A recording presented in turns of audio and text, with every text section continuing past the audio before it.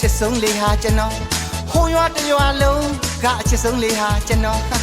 ပြူကြတဲ့အလူတော်ကျွန်တော်မပါလို့မေး